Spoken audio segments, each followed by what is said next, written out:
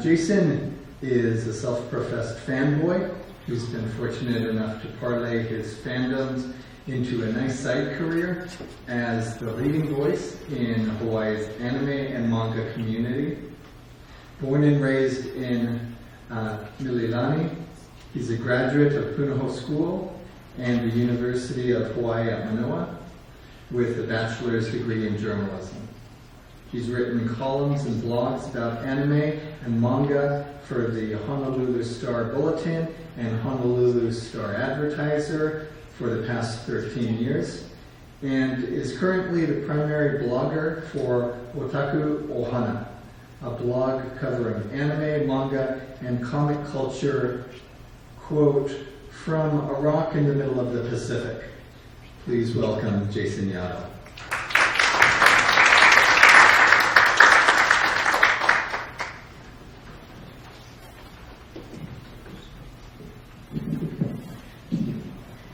Thank you, Stephen. Yes, as he said, my name is Jason Yadao, and I've been asked to talk a little bit about the rise, fall, and renewal of the U.S. manga industry, or as I like to think of it, how did this introverted blogger dork end up with a speaking gig at the Art Museum of all places? So first let me give you a little bit of background about myself. I've been reading manga since 1997, and as Stephen mentioned, I've been writing about anime and manga since 2003, first for the Honolulu Star Bulletin, and then for the Star-Advertiser when the two papers merged in 2010. I'm also the author of the Rough Guide to Manga, a book about manga that was released worldwide in 2009. And, okay, so here's the thing. Let me show you how fast things work sometimes. Last Friday, I submitted my slides for this part of the presentation. On Monday, I got an email from the Star-Advertiser webmaster to all the bloggers that are hosted on Star-Advertiser.com that said, oh hey, say your goodbyes, we're shutting down the blog soon. But the good news is I have had a plan B in place, and I'm going to be taking Otaku Ohana independent. So now you can read it on otakuohana.com. We just opened it up yesterday, and I will be continuing to blog from that platform in the future. So, a lot of my story blends in with the history of manga in the US. So, let's start with the domestic industry, what I'm calling PJ or pre-Jason, before I really got interested in manga between the late 1980s and early 1990s. Now, one of the things that you have to realize is that it piggybacked a lot on the comics boom at the time, because, during this particular point in time in history, comics were all about epic events. Superman died, and Batman got his back broken, and, Green Lantern went crazy, and all of that fun stuff. And that drew a lot of interest and a lot of people to comic book stores. And publishers were looking for ways to capitalize on that increased traffic. And so they looked to manga as a possible source for new comics and new stories. So most of the titles that they brought down were sci-fi or action titles. And two of the big titles are what I have on the slide there, Ghost in the Shell and Akira, which the animated adaptations were in theaters or whatever, but those were really popular. So of course, the manga that those two movies were based on also turned out to be really popular. Now, the thing you have to realize is that in Japan, manga mostly reads from right to left and back to front. So when they adapted these manga for American audiences at first, what they did was they did what we call flopping the art. So it reads more like a traditional, American book, right? Left to right and front to back. And sometimes they would also take these black and white panels and they would colorize them, and they would also release them in standard comic book size format, just to make it easier for American readers to adapt to the books at the time. And this was also around the time that two of the bigger manga publishers in the industry, Viz and Dark Horse, sort of started establishing themselves in the greater comics industry at large. And both of those publishers are still around today. We move along now to mainstream breakthrough, which was around the mid to late 90s. And this was when you saw the debut of 3 really, really huge franchises, Sailor Moon, Dragon Ball Z, and Pokemon. Now, those 3 cartoons, when they got on the air, they were like really popular, big on TV. People wanted to get more stories, and of course, with the manga versions, those totally obliged. I mean, you've already seen earlier in this presentation with Audra and Jamie both mentioning Sailor Moon as a major influence in their comic fandoms and whatnot.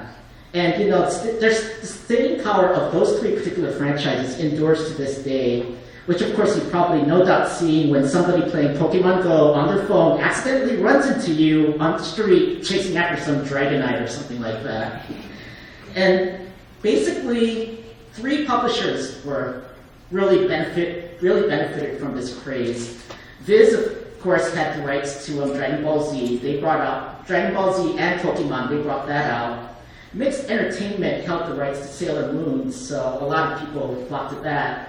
And then there was Dark Horse. They picked up a particular title called Oh My Goddess. Now that's the story of a college student who calls one night for a pizza and misdials the phone and actually instead gets the goddess helpline. And the conversation progresses and he ends up with the goddess for a girlfriend forever. Now, the thing about Oh My Goddess and Sailor Moon is that it's sort of something that courted the female market, and these are the kinds of titles that really appeal to that female market. Now, in a time when comics were largely considered to be a male-dominated market in the U.S., this was huge. I mean, this basically opened up the gates for a whole lot of possibilities. And it's also kind of related to how I started reading manga. You'll notice that one of the titles that I put up there is Meisou Nikoku by Rumiko Takahashi. Now, I was in college in the mid-90s, and a girl who was one of my good friends at UH at the time was reading this series, and she shared it with me once, and it's about a struggling college student who moves into a rundown apartment complex. And he meets a really cute landlord and some really quirky neighbors, and it's sort of a slice-of-life romantic comedy. And I borrowed a few volumes from her, and from then on, I was really impressed by the storytelling quality, and I just really wanted to get more of it, and that's where my manga reading fandom just really took off. So we move on now to the early to mid-2000s, and the one thing that Audra brought up earlier, which really sparked the boom in the manga industry, Tokyo Pop's 100% authentic manga movement. So here you have Mixed Entertainment, who brought out Sailor Moon. They decided to change their name to Tokyo Pop, and they also hit on a formula for success. Number 1, bring the price point of manga to $9.99 per volume. And number 2, expand beyond comic book distribution.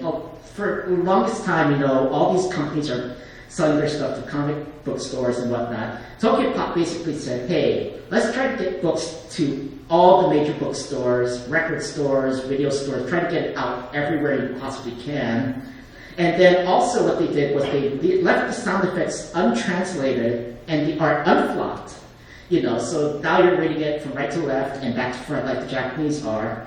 And basically this was brilliant because you save on production costs and whatever, and you can promote it as 100% authentic manga.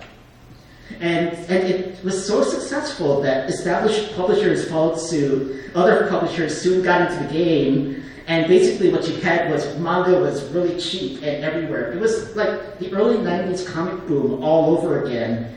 At its peak, you could probably throw a rock in a manga section and hit like 10 to 15 new series every month or so.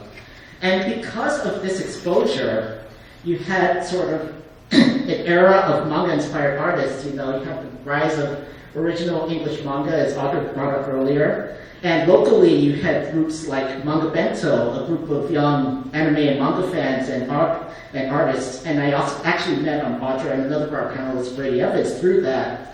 And also the rise of Kawaii Kon, which Roy will be addressing in a bit. And then there was drawn and quartered and cel-shaded.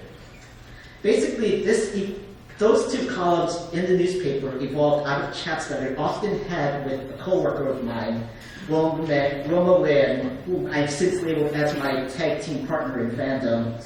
In 2003, I joined her doing anime and manga reviews as part of a Sunday column about comics in the Star Bulletin called Drawn and Quartered.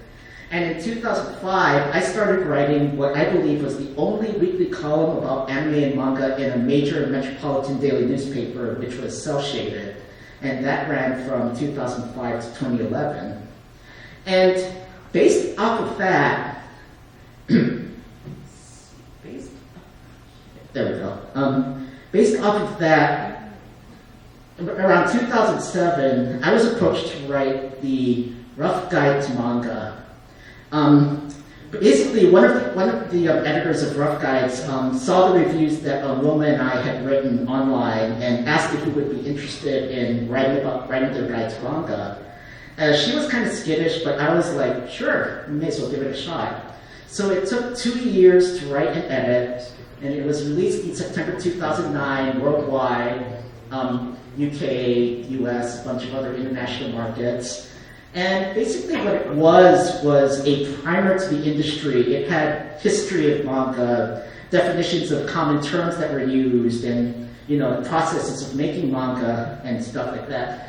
The centerpiece was something called the canon, which were 50 must-read series. I included like universal classics like Astro Boy, which we talked about earlier, and popular series of the time like Fruits Basket and Naruto, and some lesser-known series that were some of my personal favorites like, Meisou Mikoku. And at the time, it included a snapshot of 19 North American publishers, 4 dead ones, and 3 on life support. Now, there were so that means that there were like at least 26 publishers that were concerned around the time that this book came out. And I thought it was a great book for the time. And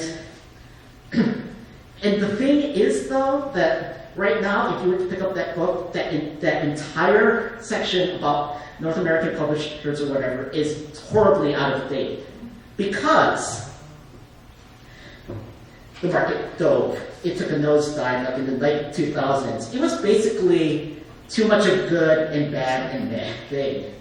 To show you how saturated the market got, for a while, we used to get giant envelopes from Tokyo Pop with review copies, stuffed full of at least 10 first volumes of new series, like almost like every month or 2 months or so. And quite frankly, Roma and I didn't have time to read them all. Most of them didn't even look that interesting. So basically what happened to them was a lot of them just ended up at that library table at Kawaii Kon where you show them your library card and they let you pick a free thing. So that's what happened. And the problem was that the most popular titles were concentrated among a few publishers in Japan. There are basically 4 publishers in Japan that churn out big hits fairly regularly. Shogakukan, Shueisha, Kodansha, and Square Enix. The first 2 own Viz, so all of their titles are going to Viz. Kodansha has its own US division, and it would license out only to a few other publishers, and Square Enix as well. So basically what you had were the rest left to fight it out over a bunch of scraps. It was a survival of the fittest. And then, after that, you had a slow death of print media retailers happening at this time. You saw Tower Records die. You saw Suncoast Sam Goody die. Borders was really the huge one that really took out a whole bunch of manga retailers, publishers, because when they went out of business, there were like so few outlets left. And the remaining booksellers that were still out there, like Barnes & Noble or whatever, they were cutting back on space too. So there was just not enough room to hold all of this stuff. And then, of course, there was the big elephant in the room, the rise of scanlations. Scanlations are manga that's scanned, fan-translated, and posted online. And this whole internet culture nowadays, it's basically been, why pay for something when you can just get it online for free? So people were just kind of impatient with the way traditional manga publishers were doing things. The whole licensing process, the whole translation process. So they just basically cut out the middleman and said, you know what, do it yourself is a whole lot faster. So that cut out a whole lot of income for these publishers. So that brings us to the digital print present. You have basically 9 traditional publishers left, which are Dark Horse, DMP, Drawing Room Quarterly, Kodansha Comics, 7 Seas, Udon, Vertical, Viz, and Yen Press. And they're still putting out print editions, but they're mostly tailored to people who appreciate print media. I mean, prices have gone up. I mean, there are still some $9.99 volumes, but there are also stuff that's more expensive. But it's kind of appealing more to that people who appreciate the print aesthetic. You know, you have more deluxe editions, you have more omnibus editions where you have like 2 or 3 volumes in one volume. And then you also have publishers adopting more digital platforms. I mean, scanlations are still around. They probably aren't going to go away anytime soon, but they've been mitigated somewhat. I have a screenshot of the Viz manga app up there, but you also have online sites like Comixology, Crunchyroll, and MangaBots who are, you know, officially licensing these things and making the manga available quicker than, you know, it would be on in media. And you can also take more risks in digital because, you know, you don't have all that physical stuff to deal with. So basically what that means is, yes, there we go, we have the whole print editions go premium thing. And basically what you have is, you know, something for everyone. So I pretty much see the manga industry, you know, kind of in a good place right now, and we'll see what happens from there. So that's my part of the presentation, and thank you very much.